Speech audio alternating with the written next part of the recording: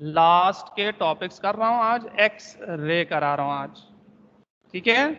अब ये कंप्लीट जो एक्स रे की जो टॉपिक है वो थ्योरी है कंप्लीटली, कोई डेरिवेशन इसमें मौजूद नहीं है। तो फिर मैं क्या करूंगा, मैं आपको विजुअली और वर्बली समझाऊंगा। विजुअली मतलब आपको तस्वीरें दिखाऊंगा, वर्बली मतलब यहाँ से माइक में बोलूंगा और आप सुनेंगे सिर्फ। अब आपको पेपर में अगर पूछे तो रिटर्न में लिखना है, उसके लिए मैं बाद में जितने भी बातें मैं यहाँ पे बता रहा हूँ आपको एक्सप्लेन करूंगा, उसको मैं रिटर्न फॉर्म में आपको नोट्स बना के भेज दूंगा। ठीक है बेटा, अब शुरू करते हैं। एक्सरे, भाई हमारा टॉपिक चल रहा था हाइड्रोजन एटम। अब आप एकदम एक्सरे की तरफ कैसे जा रहे हैं, एकदम नहीं जाऊंगा, आपको हाइड्रोजन एटम ही से लेके एक्सरे की तरफ जाऊंगा। ठीक है, अब देख लो। हाइड्रोजन एटम में से जो लाइट रेज निकल रही थी, पहले ये बताना है कि व्हाट इज एक्सरे। ठीक है, एक्सरे है क्या। अगर आपको याद हो, हाइड्रोजन एटम में से जो लाइट रेज निकल रही थी वो नॉर्मल एनर्जी की थी। इंफ्रारेड, विजिबल और अल्ट्रावायलेट लाइट रेज निकल रही थी। विजिबल से तो हम बिल्कुल वाकिफ हैं क्योंकि एवरीडे लाइफ में भी नज़र आ रहा होता है। ये जो लाइट रेज हैं जो हाइड्रोजन एटम से निकल रही है, ये इनकी एनर्जी कम है, इलेक्ट्रॉन वोल्ट्स में होता है। कितने इलेक्ट्रॉन वोल्ट्स में, आपने न्यूमेरिकल में किया 4 इलेक्ट्रॉन वोल्ट्स आ रहा था कहीं कहीं जो हाइड्रोजन एटम से लाइट रेज निकल रही थी, कहीं कहीं 5, ज़्यादा से ज़्यादा जो आयोनाइजेशन वाला न्यूमेरिकल में हमने कर लिया था तो 13.6 आया था। इससे ज़्यादा लाइट एनर्जी की लाइटें हाइड्रोजन एटम से नहीं निकल सकती। यानी आप यूँ अंदाज़ा लगाओ 1 से 13.6 इलेक्ट्रॉन वोल्ट, ये इस रेंज के लाइट रेज निकल रही थी, यानी एनर्जी बहुत कम है। समझ में आ गई बात क्या कहना चाह रहा हूँ। ये जो लाइट रेज हाइड्रोजन एटम में से निकल रही, इनकी एनर्जी बहुत कम है, 5, 10, 13 के रेंज में, इलेक्ट्रॉन वोल्ट के रेंज में है। अब एक्स रे क्या है। एक्स रे एक, अब एक्स रे कराते हैं वही है आसान अल्फाज में। अब थोड़ा सा टेक्निकली बताना चाहूँ तो एक्स रे जो है एक इनविजिबल लाइट रे है जिसकी एनर्जी नॉर्मल लाइट रेज से बहुत ज्यादा है। कितना ज्यादा है, एक्स रे की जो एनर्जी है वो थाउजेंड्स, थाउजेंड का मतलब इधर देखो लिखा किलो, थाउजेंड्स इलेक्ट्रॉन वोल्ट के रेंज में है। नॉर्मल लाइट रेज जो हाइड्रोजन से निकल रही थी वो 5, 6, 7, 12, 13 इलेक्ट्रॉन वोल्ट के रेंज में था, जबकि एक्सरे की जो एनर्जी वो थाउजेंड्स में है, 1500, 1200, 1100, 2000, थाउजेंड्स के रेंज में है, यानी एनर्जी बहुत ज़्यादा है। तो फिर मेरे ख्याल में आपको एक्सरे समझ में आ गया होगा। एक्सरे एक लाइट है जैसे नॉर्मल लाइट्स होते हैं, लेकिन फ़र्क है कि एक तो ये विजिबल नहीं है, दूसरा इसकी एनर्जी बहुत ज़्यादा है। तो ये पहला क्वेश्चन जो मैंने किया उसका सवाल आप जवाब आपको मिल गया, बहुत ज़्यादा एनर्जी की लाइट है जो कि विजिबल नहीं है। अब दूसरा सवाल, भाई ये नॉर्मल एनर्जी की लाइट है तो हाइड्रोजन एटम में से निकल रही थी और हाइड्रोजन जैसे और एटम से निकलती है, एक्स रे कहाँ से निकलती है। देखो, हाइड्रोजन एटम में से जो निकल रही है लाइट रेज वो कम एनर्जी की है, और एक्स रे कौन से एटम में से निकले, एक्स रे निकलती हैं हैवी एटम से। हाइड्रोजन का एटम को कहते हैं लाइट एटम। लाइट का मतलब इंग्लिश वाला लाइट यानी हल्का एटम है, हल्का एटम है, इसमें से कम एनर्जी की लाइट रेज निकल लेंगी। एक्स रे ज्यादा एनर्जी की लाइट रे है, वो कहाँ से निकलेंगे, वो हैवी एटम से। हैवी एटम का मतलब जैसे मेटल्स, आयरन, कॉपर, गोल्ड, यही मेरे जहन में आ रहा है अभी, एल्यूमिनियम वगैरह हैवी एटम से निकलेंगे। हैवी क्यों कहलाएगा ये, क्योंकि उनके एटम के अंदर नंबर ऑफ प्रोटॉन्स भी बहुत ज्यादा है, नंबर ऑफ इलेक्ट्रॉन भी ज्यादा है और ऑर्बिट भी ज्यादा है। जबकि हाइड्रोजन एटम में सिर्फ और सिर्फ एक इलेक्ट्रॉन है और एक प्रोटॉन है, इसलिए हाइड्रोजन को लाइट एटम कहते हैं और मेटल्स के एटम को हैवी एटम। अब इसमें से कम एनर्जी की निकलेंगी लाइट रेस, ये लाइट रेस। हैवी एटम से ज्यादा एनर्जी की लाइट रेज निकलती है। क्यों सर, इधर आओ, मैं आपको एक्सप्लेन करूंगा। ऑनलाइन तो नहीं आ सकते, यानी सुनो, इधर आओ का मतलब इससे कम एनर्जी की निकलती है सर, इसमें से ज्यादा एनर्जी की एक्सरे कहलाता है। क्यों सर इसमें से कम, क्यों उसमें से ज्यादा? क्यों? इसी वजह से कि ये लाइट एटम है, तो इसमें सिर्फ एक प्रोटॉन है, तो एक प्रोटॉन इलेक्ट्रॉन पे थोड़ा सा ही फोर्स लगा सकता है जितना एक प्रोटॉन लगा सकता है। यानी ये ज्यादा बॉन्ड नहीं है, बहुत ज्यादा प्रोटॉन पे बाउंड नहीं है, एक ही प्रोटॉन है, थोड़ा सा फोर्स लग रहा है, तो ज्यादा बॉन्ड नहीं है, तो आप इसको आसानी से ऊपर लेके जा सकते हैं। यानी थोड़ा सा भी एनर्जी देंगे तो ये ऊपर चला जाएगा, 536 इलेक्ट्रॉन वोल्ट वगैरह ऊपर चला जाएगा। इसका क्या मतलब हुआ? इसका मतलब ये हुआ कि लाइट एटम में ऑर्बिट्स के दरमियान एनर्जी बहुत कम है, थोड़ा सा एनर्जी दो तो ऊपर चला जाएगा। जब ये ऊपर से नीचे आएगा तो थोड़ा सा जो एनर्जी दिया था वो इमिट करेगा, यानी कम एनर्जी की लाइट रेज इसमें से इमिट होंगी। तो क्यों कम एनर्जी की लाइट रेज इमिट होंगी? इन शॉर्ट, क्योंकि एक ही प्रोटॉन है, इलेक्ट्रॉन ज्यादा बॉन्ड नहीं है, तो थोड़ा सा एनर्जी से ऊपर जाएगा, जब नीचे आएगा तो थोड़ा सा ही एनर्जी इसमें से इमिट करेगा। इसके ऑर्बिट्स के दरमियान एनर्जी बहुत कम है, थोड़ा सा एनर्जी देंगे तो ऊपर चला जाएगा, जिसकी वजह से ऑर्बिट के दरमियान एनर्जी कम है, तो जब नीचे आएगा तो कम एनर्जी की लाइट रे इमिट होंगी। अब आते हैं हेवी एटम की तरफ। हेवी एटम की तरफ आते हैं।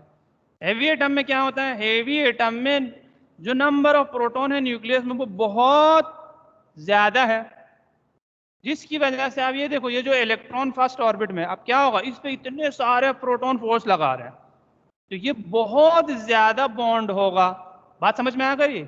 ये बहुत ज्यादा एटम से बॉन्ड होगा। अब इसको नीचे से ऊपर लेके जाना बहुत डिफिकल्ट है। डिफिकल्ट का मतलब यानी आपको बहुत ज्यादा एनर्जी देना पड़ेगा। इसका मतलब ये हुआ कि हेवी एटम में एक ऑर्बिट और दूसरे ऑर्बिट के दरमियान जो एनर्जी का डिफरेंस है वो बहुत ज्यादा है। तो फिर जब ये तो बहुत ज्यादा एनर्जी देना पड़ेगा, तो ये ऊपर चला जाएगा। जब ये नीचे आएगा तो वो जितना ज्यादा एनर्जी दिया था आपने इसको, वो एमिट करेगा, और उसकी एनर्जी होगी, ये जो लाइट एमिट हो रही है इसकी एनर्जी बहुत ज्यादा होगी, 1000 के रेंज में होगी, जिसको हमने नाम दिया एक्स रे। तो सेकेंड क्वेश्चन का भी आंसर मैंने दे दिया। पहला क्वेश्चन था कि एक्स रे क्या है। In short, X ray invisible light rays है, जैसे लाइट है वैसे की लाइट है, लेकिन इनविजिबल है और एनर्जी बहुत ज्यादा है लेकिन इनकी। पहली बात, कैसे कहाँ से आती हैं? ये जो नॉर्मल लाइट रेज हैं ये एक तो लाइट एटम से निकल सकती है, हाइड्रोजन वगैरह से, क्योंकि हाइड्रोजन के ऑर्बिट्स के दरमियान एनर्जी बहुत कम है, तो इलेक्ट्रॉन इसमें ट्रांसफर होंगे तो कम एनर्जी की लाइट रे निकलेंगी। तो कम एनर्जी की लाइट रे लाइट एटम से निकलती हैं, और जो high energy X ray light rays हैं वो कहाँ से निकलती हैं? वो हेवी एटम से निकलती हैं, क्योंकि हेवी एटम के ऑर्बिट्स के दरमियान एनर्जी बहुत ज़्यादा है, तो जब एक ऑर्बिट से दूसरे ऑर्बिट में चला जाएगा इलेक्ट्रॉन तो बहुत ज़्यादा एनर्जी इमिट करेगी, जिसको हम एक्सरे कहते हैं। तो ये हो गई एक्सरे की कहानी, क्या है और कहाँ से निकलता है ये हमने बताया। अब एक्सरे प्रोड्यूस करने का कंप्लीट प्रोसेस क्या है, ये तो एक रफ आइडिया मैंने दिया आपको, जैसे हाइड्रोजन का एक कंप्लीट प्रोसेस था। अब इसको समझने के लिए भी हम हाइड्रोजन ही से शुरू करते हैं। हाइड्रोजन में कंप्लीट प्रोसेस क्या था, अगर आपको याद हो मैं जल्दी जल्दी बता दूं। ट्यूब था, ट्यूब के अंदर गैस थे, फिर आपने इसको बैटरी से कनेक्ट किया। बैटरी का काम है इलेक्ट्रॉन को एनर्जी देना, जो ये इस वायर के अंदर इलेक्ट्रॉन है उसको एनर्जी देना। जो एनर्जी देता है उसको हमने बोला वोल्टेज, हर इलेक्ट्रॉन को जो एनर्जी देता है। जैसे आपने बैटरी से कनेक्ट किया, इलेक्ट्रॉन को एनर्जी मिलती है, जिसकी वजह से यहाँ से करंट पास होगा। ये जो करंट के इलेक्ट्रॉन्स है इस ट्यूब के अंदर मौजूद, जूम करके दिखा रहा हूँ, इस ट्यूब के अंदर मौजूद एटम्स के इलेक्ट्रॉन से टकराएंगे, तो करंट के इलेक्ट्रॉन आके हाइड्रोजन एटम के इलेक्ट्रॉन से टकराएंगे तो ये ऊपर चला जाएगा। जब नीचे आएगा तो लाइट रेज इमिट करेगा, लेकिन क्योंकि अभी बताया, क्योंकि ये लाइट एटम है, हल्का एटम है, तो ऑर्बिट्स के दरमियान एनर्जी इतना ज्यादा नहीं है, उधर से इधर आएगा तो कम एनर्जी की लाइट रे इमिट होगी। 5, 10, 16, 13 वगैरह इलेक्ट्रॉन वोल्ट की एनर्जी इसमें से इमिट होगी, कम एनर्जी की। ये कंप्लीट प्रोसेस है हाइड्रोजन एटम में से जो लाइट रेज निकल रही है। अब एक्स रे प्रोड्यूस करने का कंप्लीट प्रोसेस क्या है? तो आपको पता है एक्सरे में सबसे पहले तो अभी आपको पता चला हाई एनर्जी का हैवी एटम चाहिए, तो हैवी एटम ये लो लगा दिया इधर, हैवी एटम ये देखो, हैवी एटम चाहिए तो एक मेटल लगा दिया इस एंड पे, यहाँ पर कॉपर यूज किया। आप कोई और मटेरियल भी यूज कर सकते हैं, मेटल हो हैवी हो, बस एल्यूमिनियम हो आयरन हो जो भी हो, यहाँ पे कॉपर यूज किया। तो ये रहा हैवी एटम। और क्या चाहिए, दूसरा काम जो आपको करना, हैवी एटम तो आ गया चले, अब इस इलेक्ट्रॉन को जो लोअर ऑर्बिट में है इसको एटम से निकालना पड़ेगा। जब ये निकलेगा तो इसकी जगह क्या होगी, खाली हो जाएगी। जैसे खाली हो जाएगी हायर से लोअर इलेक्ट्रॉन आएंगे और फिर एक्सरे इमिट होंगे। तो सेकेंड स्टेप आपको जो करना है एक्सरे प्रोड्यूस करने के लिए, सेकेंड स्टेप ये, हैवी एटम तो आ गया, इस इलेक्ट्रॉन को निकालना पड़ेगा यहाँ से ताकि जगह खाली हो के ऊपर से इलेक्ट्रॉन आके लाइट इमिट करे। अब इस इलेक्ट्रॉन को कैसे निकाले, ये प्रोसेस हाइड्रोजन वाले प्रोसेस से बिल्कुल सिमिलर है तकरीबन। बाहर से कोई इलेक्ट्रॉन लाके इससे टकराना होगा, लेकिन उस इलेक्ट्रॉन की जो एनर्जी बहुत ज्यादा होनी चाहिए, क्योंकि अभी हमने बताया कि ये हेवी एटम है तो बहुत सारे प्रोटॉन इस पर फोर्स लगाते हैं, इस ये इलेक्ट्रॉन इतनी आसानी से नहीं निकलेगी। तो हमें क्या चाहिए, हेवी एटम चाहिए, हो गया। इलेक्ट्रॉन को निकालना है, उसके लिए एक एक्सटर्नल इलेक्ट्रॉन की जरूरत है और उस इलेक्ट्रॉन की एनर्जी भी बहुत ज्यादा होनी चाहिए। दो चीजों की फिर आगे जरूरत है, हेवी एटम तो आ गया, इलेक्ट्रॉन की जरूरत है एक्सटर्नल और उसकी एनर्जी भी ज्यादा हो। उसके लिए हम क्या करेंगे, ये देखो दूसरे एंड पे हमने लगा दिया फिलामेंट। फिलामेंट क्या है, एक मेटल है, जैसे टंगस्टन फिलामेंट मेटल है। उसके दूसरे एंड को आप बैटरी से कनेक्ट करते हैं। तो आपने पुराने वाले बैटरी में देखा होगा टंगस्टन फिलामेंट क्या होता है, उसमें से लाइट निकलती है, उसमें से जब करंट पास होता है लाइट भी निकलती है और वो बहुत ज्यादा गर्म हो जाता है। जब ये गर्म हो जाता है यानी हीट मिला ना इसको, तो इलेक्ट्रॉन को एनर्जी मिलती है जिसकी वजह से इलेक्ट्रॉन इसके सरफेस में से निकल जाएंगे। ये रहा वो एक्सटर्नल इलेक्ट्रॉन जो आपकी जरूरत थी। अब इलेक्ट्रॉन मिल गया भाई, अब इस इलेक्ट्रॉन को बहुत ज्यादा एनर्जी देना है, कैसे दूं। अब इसको मैंने नेगेटिव पे कनेक्ट किया, इसको मैंने पॉजिटिव, यानी एक तरह से बैटरी इलेक्ट्रॉन्स को एनर्जी देती है, आपको पता है। तो एनर्जी देने का काम बैटरी करेगी, लेकिन हाई वोल्टेज बैटरी से कनेक्ट करना होगा, बहुत ज्यादा 1000 के रेंज में। क्यों, क्योंकि आपको हाई एनर्जी के इलेक्ट्रॉन चाहिए। तो इलेक्ट्रॉन यहां से निकले, अब हाई एनर्जी के लिए हमने हाई वोल्टेज बैटरी से कनेक्ट किया। अब बैटरी बहुत हाई वोल्टेज का है तो बहुत ज्यादा एनर्जी देगी इलेक्ट्रॉन्स को। अब ये हाई एनर्जी इलेक्ट्रॉन्स यहां से मूव करके आएंगे और यहाँ पे हैवी मटेरियल से टकराएंगे। जैसे हैवी मटेरियल से टकराया, अब ये यहां तक आपको नजर आएगा, अब जूम करके देखना पड़ेगा इसके अंदर क्या होगा। जैसे ये हैवी मटेरियल से टकराएगा तो ये हो रहा होता है अंदर, ये इलेक्ट्रॉन जाके किसी एटम के, हैवी एटम के इलेक्ट्रॉन से टकराएंगे। ये आपको पता है, जैसे ये टकराया ये निकला। अब ऊपर बहुत सारे इलेक्ट्रॉन्स हैं ऑलरेडी मौजूद है, हाइड्रोजन एटम में ऐसा नहीं होता, इसमें जैसे ये निकला जगह खाली हो जाएगी, ऊपर जो इलेक्ट्रॉन है वो आके इसमें ट्रांसफर होगा और अपनी जो एनर्जी है उसको इमिट करेगा। लेकिन ये जो लाइट रे इमिट होगी ये बहुत ज़्यादा एनर्जी की होगी, क्योंकि हैवी एटम है, ऊपर हमने बता दिया 1000 के रेंज में, जिसको हम नाम देते हैं एक्स रे। ये आपका एक्सरे निकल आया बेटा, ठीक है बेटा। तो अभी तक क्या बताया, क्योंकि आप भूल गए तो। एक एक्सरे क्या है बता दिया, दो ज़्यादा एनर्जी की है, दो कहाँ से निकलते हैं, हैवी एटम से निकलते हैं। तीन, कंप्लीट प्रोसेस बताओ कि कैसे निकलता है, क्या प्रोसेस हो रहा था। ये रहा प्रोसेस, ये पूरा मैंने प्रोसेस भी बता दिया कि एक्सरे कैसे प्रोड्यूस कर सकते हैं। अब आगे बढ़ते हैं, यहीं से आगे बढ़ते हैं, टाइप्स बताना है। अब देखो हायर ऑर्बिट से लोअर ऑर्बिट में इलेक्ट्रॉन ट्रांसफर हुआ तो ये लाइट रे निकली। अब स्क्रीन अगर फोटोग्राफिक शीट आप यूज करो, आपको पता है ये जो लाइट रे इसका इफेक्ट आप लाइन के फॉर्म में उस स्क्रीन पर देख सकते हैं, ठीक है। अब ये एक एटम की मैंने बात की, यहाँ पे इस मेटल में कितने एटम्स हैं, किसी भी मटेरियल के अंदर मिलियंस बिलियंस के तादाद में, मिलियंस और बिलियंस के तादाद में एटम्स मौजूद होते हैं। ये तो मैंने एक की बात की, तो हो सकता है किसी और एटम में, यहाँ तो फर्स्ट से आया, सेकेंड से आया फर्स्ट पे, हो सकता है थर्ड से आया फर्स्ट पे, तो एक और लाइट रे निकलेगी, हो सकता है। तो क्या होगा ये चीज, क्योंकि नंबर ऑफ एटम्स बहुत ज़्यादा है, तो एक और लाइट रे निकलेगी, वो स्क्रीन पे जाके एक और लाइन बनाएगा। हो सकता है किसी और एटम में ये 3 से आया तो 4th से आए, तो फिर एक और लाइट रे निकलेगी, तो एक और लाइन स्क्रीन पे नजर, इसी तरीके से और ऊपर से आएगा तो और लाइट रेज निकलेंगी। इस तरीके से ये जो लाइट रेज निकल रही है वो फोटोग्राफिक शीट पे पैटर्न बनाता है। अब इस पैटर्न को क्या कहते हैं?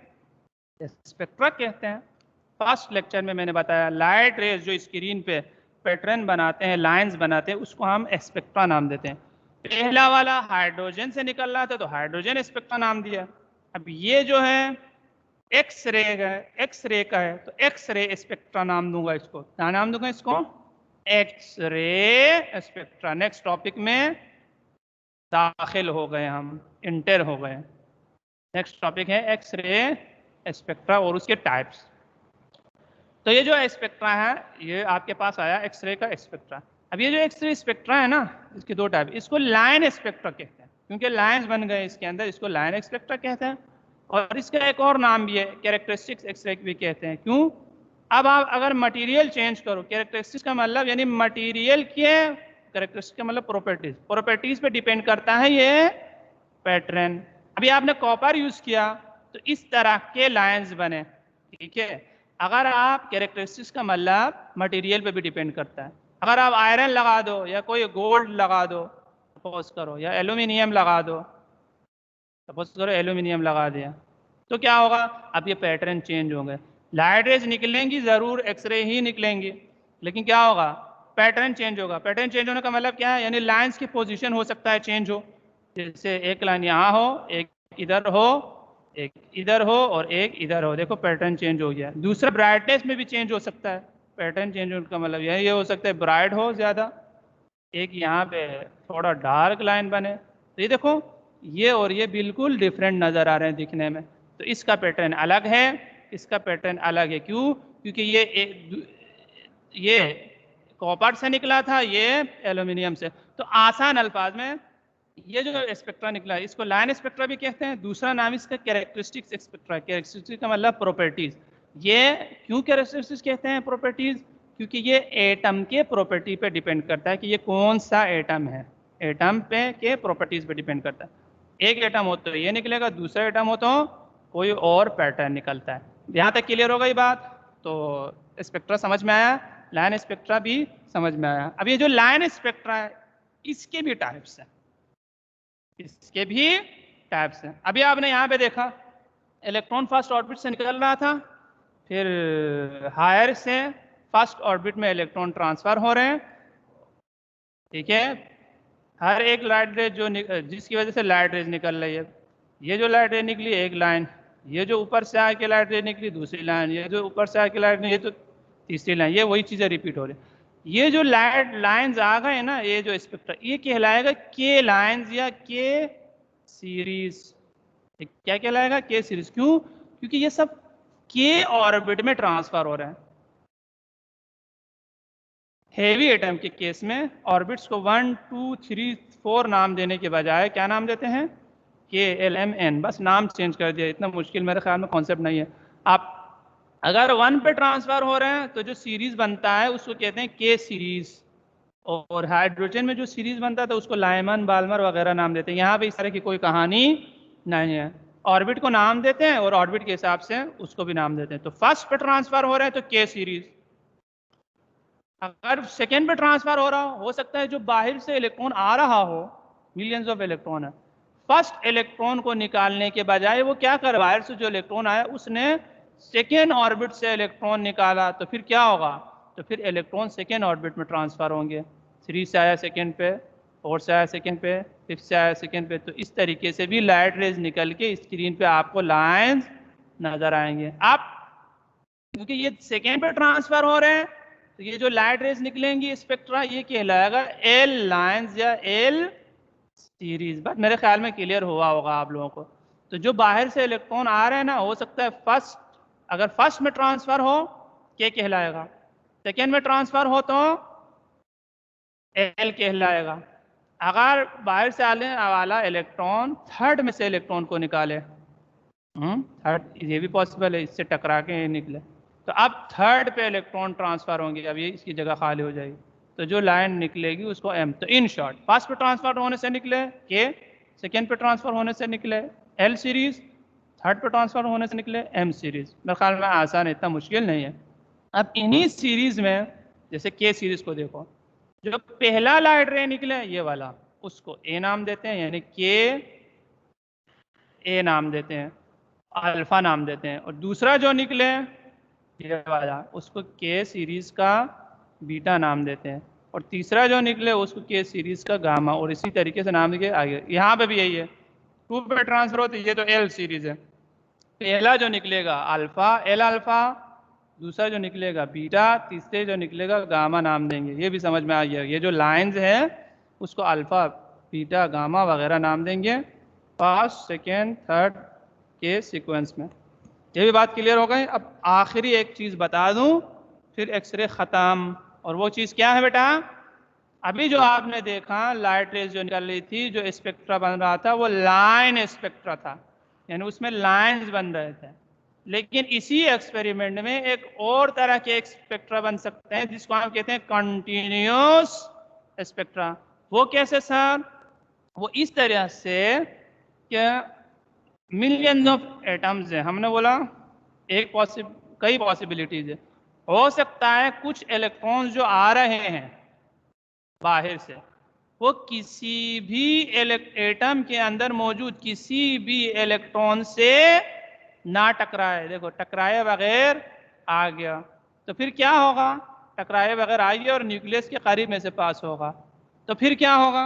तीसरा पॉसिबिलिटी ये है ना, एक और पॉसिबिलिटी के इलेक्ट्रॉन टकराए ही नहीं किसी एटम से, इतने सारे इलेक्ट्रॉन्स जा रहे हैं, तो इस ये भी पॉसिबिलिटी है। अगर नहीं टकराए तो हमने सारा ऑर्बिट और इलेक्ट्रॉन को निकाल दिया, सिर्फ न्यूक्लियस दिखाया और वो इलेक्ट्रॉन जो आ रहा है किसी से नहीं टकराया तो सबको खत्म कर दिया, बस इन दोनों को दिखा।